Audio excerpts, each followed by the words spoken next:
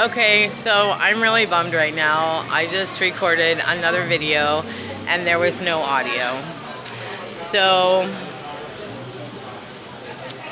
I guess what I'm gonna do is I'm just gonna say it all over again. So we found a cartoon version of that passage. Actually, they chose Matthew, and the term sacrifice came up again, that people brought animals to sacrifice. And what I was able to take in from my experience with churches is that Jesuso was very disheartened by the practice of sacrificing, and that it was his deepest wish to kind of change that practice. So I just want to say that I don't really get involved in that kind of stuff, but I am able to see clearly when something needs to be let go of. So we last night decided, as participants in the craziest bitch you know, when you're in trouble, what do? You call the craziest bitch you know.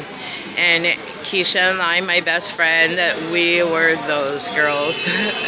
When you were in trouble, you called us and we helped you.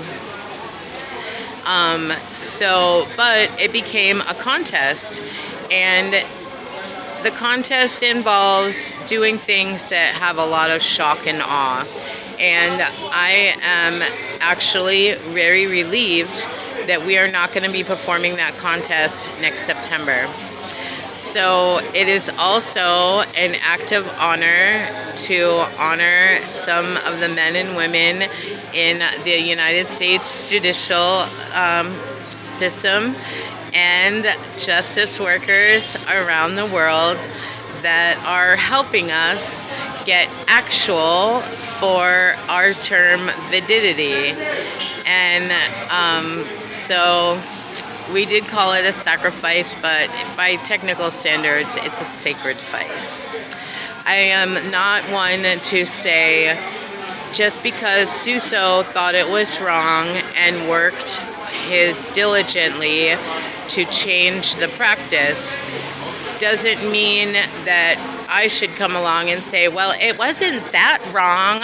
How do you not see that this is what they were needing, and da da da da da da da da. And I am removing something that was very, very adored. We all looked forward to it, and we loved it, and it was exciting. And we are going to put our efforts somewhere else. So we, together as a group of women, are making a sacrifice.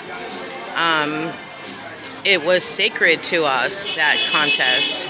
But we want to put our efforts towards all of the judicial workers that are helping us with validity, which is using horny and humor and making sure that mistakes are happiness and not, other words.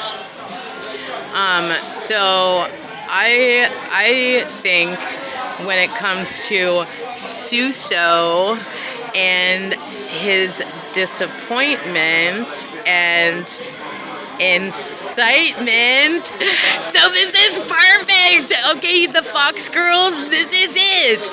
So if Jesuso is not my kid and I am not his kid, Jesuso is my brother and I have brother, and I do have one of those. I have a stepbrother too. You're supposed to have many brothers and many sisters and many cousins and many grandparents and many parents if can. Okay? I know not all can, but... So he was incited, right?